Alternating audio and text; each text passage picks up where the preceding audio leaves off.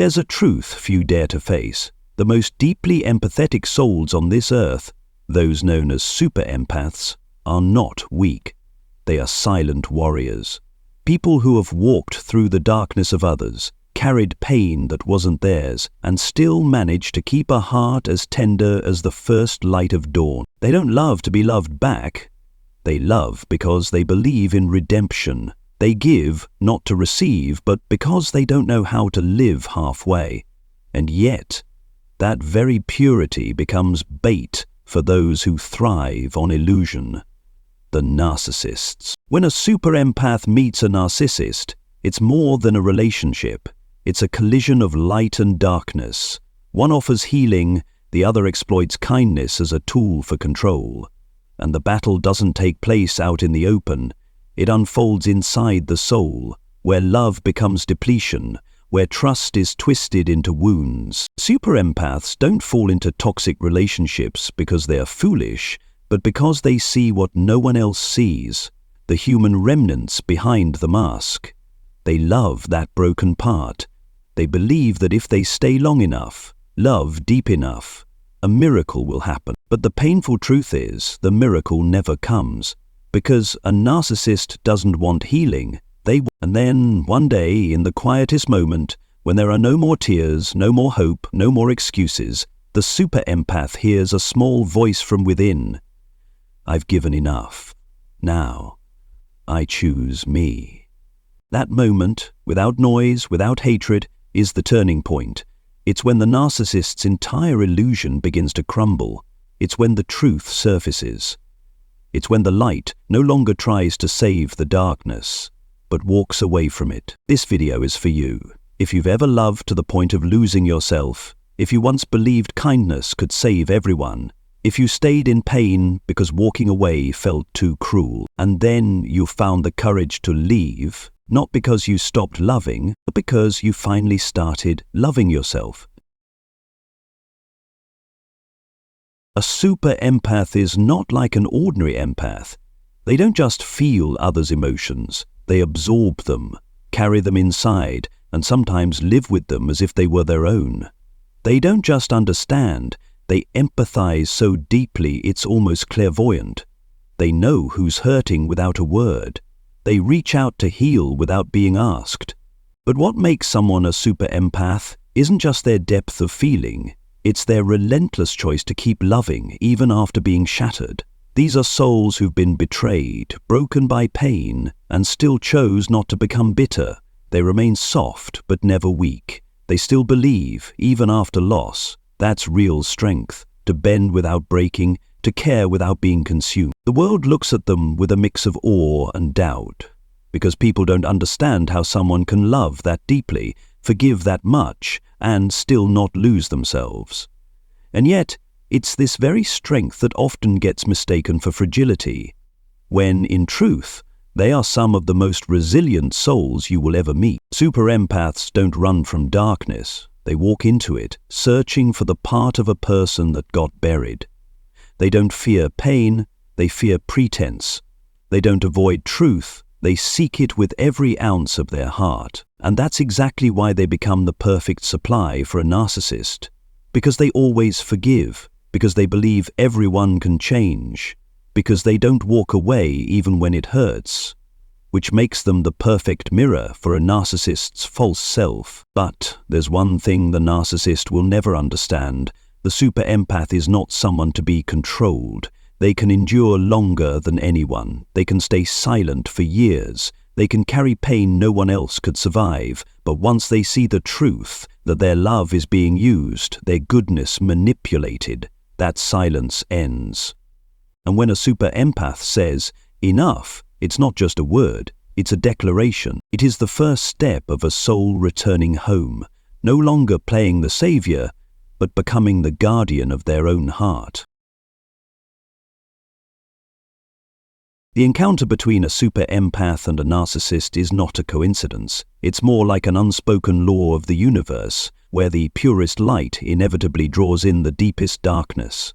But this isn't love. It's an existential collision between two souls that represent opposing forces, healing and control, empathy and manipulation, truth and illusion. The super empath sees what others can't. They don't just notice the narcissist's charm, confidence, or intelligence. They sense the unhealed wounds hidden beneath the mask. They hear the silent cries buried under layers of denial, and they believe, desperately, that if they love long enough and sincerely enough, they can reach that human core and save it. But the narcissist isn't searching for salvation. They're chasing power. They don't need someone to understand them. They need someone to admire them. Their inner wounds aren't gateways to transformation. They're weapons of manipulation. And when they encounter a super empath, someone with an infinite capacity for love, they see a golden mirror reflecting back the idealized version of themselves they've always longed to believe in. That's when a relationship begins, not from mutuality, but from imbalance. One side gives unconditionally. The other only knows how to take. One loves with their entire soul. The other performs with their entire ego. And that relationship from the very start was never normal. It's a spiral, an emotional black hole where the light gets pulled in until nothing is left. At first, the super empath can't see this because they never imagined someone could fake love. They never imagined kindness could be used. They never imagined that love, the purest thing, could be weaponized by someone with a hidden agenda. And because they never imagined it, they never guarded against it. They opened their heart, let down their defenses, gave everything. Because that's who they are. But on the other side, the narcissist offers nothing in return except carefully crafted illusions. They will idealize you, then devalue you. They will make you feel like the most special person alive, then make you doubt your own feelings. They will love you in a way that creates dependence, only to withdraw all affection like you never existed. And all of this is wrapped in sweet words, intoxicating glances, and memorable moments, making the super empath believe it's real, believe it's love. But in truth, it's emotional hypnosis, a sophisticated drug made from fragments of need, fear, and hope. The greatest danger isn't the pain, it's the psychological disorientation. The super empath starts doubting themselves. They think they're in love when in fact they're being manipulated. They believe they're building a relationship when they're actually trapped in a maze with no exit. What makes this dynamic so dangerous is that it doesn't stem from weakness, but from strength. The super empath is too strong to stop believing in goodness. And because of that, they're the only ones with enough light to shatter the darkness, but only when they finally pause, see clearly, and walk away. When a super empath steps into the world of a narcissist, they have no idea they've just become a pawn in a carefully orchestrated game. A game with no rules, only power and control. The super empath doesn't fight with weapons, they fight with love, patience, and compassion. But that's exactly what the narcissist exploits. The more the super empath loves, the easier they are to forgive. The more patient they are, the easier it is to push their boundaries. And the more they believe in goodness, the harder it is for them to see the toxicity happening right in front of them. It begins with idealization. The narcissist makes you believe you're the most special person in the world, their destiny, the only one who's ever truly understood them. But once they've opened your heart, they begin to take pieces of you without leaving a trace. A single comment that makes you question your feelings.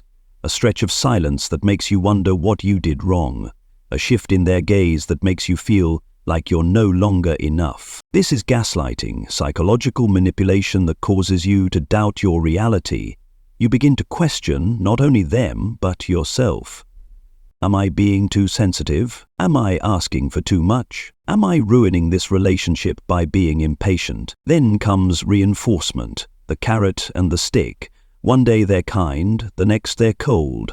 One moment they praise you, then suddenly blame you for not loving them enough. The emotional whiplash leaves the super empath confused about what's real and what's not.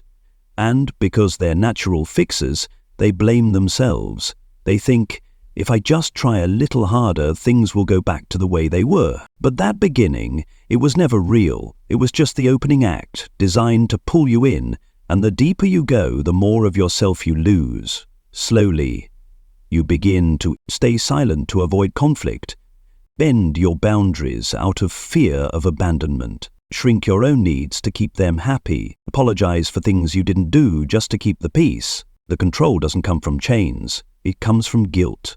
And once the narcissist convinces you that every crack in the relationship is your fault, they no longer need to command you. You'll adjust yourself not to disappoint them. The super empath, once strong, clear, and full of light, now lives in the shadows of doubt. They no longer trust their inner voice. They feel lost. And the worst part? They still believe they're fighting for love. But this isn't love. This is psychological invasion. The super empath breaks, not because they're weak, but because they loved with their whole soul in a game that was never fair. They weren't fighting a person. They were fighting a psychological structure built on denial, manipulation, and fear. And if they don't awaken, they'll keep bending themselves until they can no longer recognize the original shape of their soul. But somewhere deep inside, that awakening still flickers, a seed not yet dead, a voice not yet silenced. And all it takes is one moment, one pause, for it to come alive again. Because a super empath wasn't born to be subdued. They were born to face the truth and reclaim the light that was stolen from them. There comes a moment that every super empath eventually approaches. The moment when enduring no longer feels like compassion, but like self-destruction. It's not a dramatic explosion, it's not a scream or a vicious fight, it's an empty stare in the mirror, a sleepless night after many sleepless nights, a quiet whisper in the back of the mind. I can't live like this anymore. The awakening doesn't arrive with noise, it comes through exhaustion. When the super empath realizes that despite giving everything, love, patience, forgiveness, the narcissist doesn't change. They don't heal, they don't grow, they just demand more. And no matter how hard you try, you're never enough. That truth hits the empath's heart like a silent but devastating blow. Because for a super empath, letting go isn't just about walking away from a person. It's about releasing a sacred belief that love can redeem everything. When that belief shatters, it doesn't just hurt, it rewrites their understanding of love, of sacrifice, and of themselves. But within that very moment lies the doorway to freedom. When the super empath begins to ask, why am I always the one who has to adjust? Why is their peace always placed above my existence? They are awakening. They are shifting from the role of healer to the role of self-protector.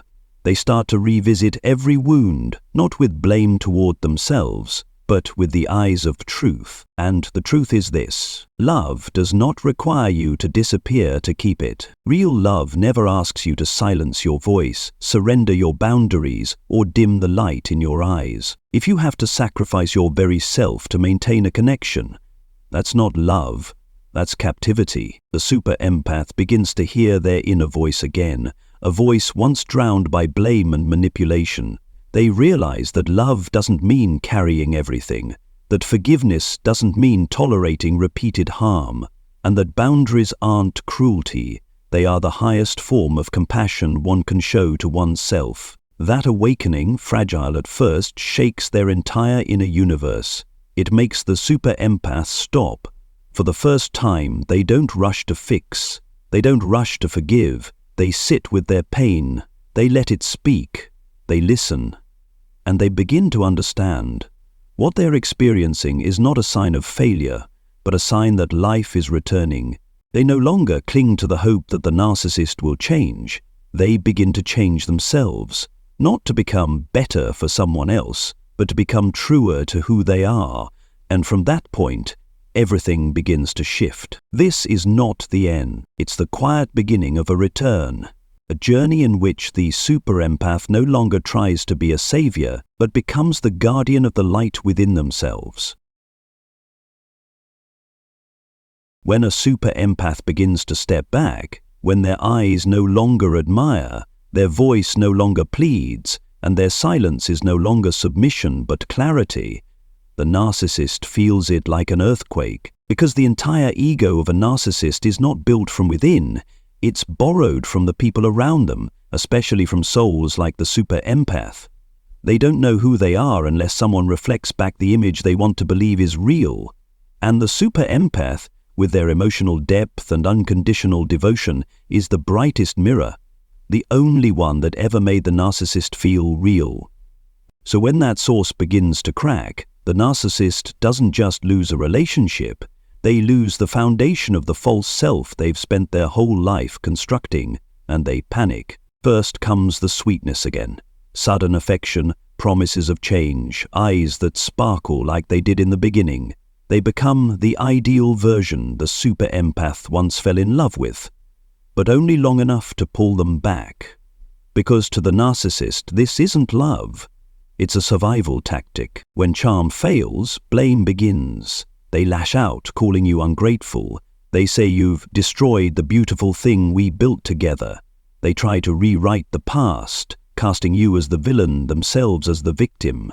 And if that fails too, they may turn to rage, threats, or helplessness so extreme that you feel guilty for leaving. But the more they thrash, the more they reveal the truth. They never controlled love, only fear. And when the super empath is no longer afraid, the game is over. That's when the collapse begins. But no one sees it from the outside. It happens in silence, in confusion, in a storm of inner chaos the narcissist is utterly unprepared to face.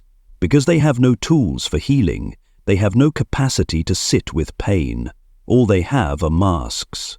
And now, there's no one left to believe in them. The super empath is no longer the mirror. They've shattered it with one awakened word: no. No screaming, no revenge. Just a quiet withdrawal of the light the narcissist once used to illuminate their illusion. And it's that stillness, that calm, unshaken departure, that terrifies the narcissist most. Because a narcissist can manipulate emotions, but they cannot manipulate clarity. And when the light walks away, the darkness has nowhere left to hide. The narcissist is left not just alone, but exposed, face to face with the very voice they've been running from. You're not enough. You're not lovable. It was all an illusion. Not every narcissist crumbles. Many will immediately chase a new supply, another super empath, or a tender soul who hasn't yet seen the game. But for a few, that loss becomes the first whisper of awakening, not a call from the world, but from the buried human part still flickering inside them. Whatever they choose, it's no longer the super empath's responsibility. The truth is, you can't save someone who refuses to look in the mirror. And when the super empath stops being that mirror, one cycle ends and a new journey begins. After the earthquake known as awakening, after silently retreating from the unnamed psychological battle, the super empath doesn't return as a conqueror, but as a survivor, bruised, depleted, yet still carrying one thing no one could steal: their soul. This return isn't marked by triumphant fanfare or dazzling lights. It begins with silence, a silence so deep they can hear the lonely rhythm of their own heart. For the first time in years, the super empath stops chasing people. They no longer try to please or fix anyone. They simply sit still, with themselves. In that stillness, things long hidden start to come into focus. Boundaries that were erased, needs that were silenced, dreams that had been swapped for duty. They no longer see themselves through the eyes of others, but through the quiet truth within, the sense of simply being alive, of existing without needing permission. Rebirth of the soul doesn't happen overnight. It's a process built from small, deliberate choices. Choosing to rise in the morning for oneself, choosing to say no without guilt, choosing not to respond to messages that reopen toxic cycles, choosing to walk alone and not feel lonely, choosing to cry when it hurts instead of suppressing it to protect someone else's comfort. The super empath begins to relearn how to love, but this time not to save someone else, This time, it's to heal themselves. They place their hands over old wounds, not to assign blame, but to finally ask the right question. What do I need to never lose myself again? From that one question, they begin to rebuild their life, not as someone who loved the wrong person, but as someone who once loved too much and forgot themselves in the process. Now, they choose to love with boundaries, forgive with discernment, and give while still holding something sacred for themselves. They come to understand that kindness does not mean enduring endlessly, that saying no does not make them cruel. In fact, it is the highest form of self-compassion when they stop allowing others to harm them under the guise of love. And one day they look back on the journey, no longer seeing pain as failure but as proof of life. What once brought them to their knees now lays the foundation for new strength. They haven't become hardened, they've become clear, not bitter, not closed, but wise, and filled with a compassion that's been purified by fire. Rebirth doesn't mean becoming someone new. It's the journey back to their original self, the one buried beneath fear, manipulation, and the compulsion to rescue others. That self rises now, not needing to prove anything, only to live with honesty, with limits, and with real love for who they are. And when the super empath steps onto this new path, they no longer walk for someone behind them, they walk forward, for their soul, and for the light they now know they were always worthy of. When a super empath has made it through the deepest layers of pain, when they no longer react from their wounds but respond from awareness, they begin to emit a quiet yet powerful energy, a kind of magnetic presence that is neither loud nor showy, but reaches straight into the hearts of those who have lost their way in life. A super empath doesn't need to stand on a stage to be recognized. They don't need to recount every detail of their pain to be heard. They simply need to be, and that very presence carries a silent message. I was once shattered, and yet I'm still here, whole in my own way. And so they become a lighthouse, not the kind that goes looking for lost ships, but the kind that stands firm, unwavering, casting its light for those who are ready, brave enough, or desperate enough to see it and move toward it. They don't pull anyone out of the dark, they don't do the work for anyone, they simply live in truth, and within that truth others find their way back to themselves. The super empath no longer feels the need to save anyone, because they now understand deeply that every soul must face their own storm. But they also know that in the thick of night, even a single light can spark hope. And so they live as living proof that kindness does not die, that love doesn't have to mean becoming a victim, and that you can be both soft and strong, compassionate and unshakable. It's precisely this release of the need to prove anything that makes them magnetically radiant. They don't seek admiration, and yet people are drawn to them. Not because they're perfect, but because they're real. They don't try to be the light, they are the light, because they've lived through the darkness and didn't let it extinguish them. Those who have been wounded, manipulated, or made to doubt themselves, when they stand in the presence of an awakened super empath, they feel seen, they feel touched, they feel healed, not through words, but through the presence of a soul that has walked through hell and still chose to keep its humanity. A super empath doesn't preach about recovery, they are recovery. They don't teach others how to walk away. They are living proof that walking away isn't failure, but the beginning of truth. And in that way the light spreads from one heart to another, slowly, quietly, but surely, steadily. Just like them, those who were once broken but never defeated.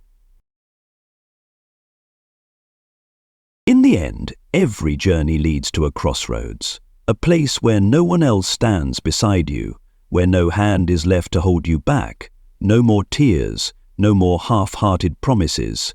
There is only you and the one choice that remains: to keep collapsing under the weight of a distorted love, or to rise and claim the freedom you've always deserved. The super empath once believed that if they just loved enough, the other person would change. that if they endured long enough, the other would finally appreciate them.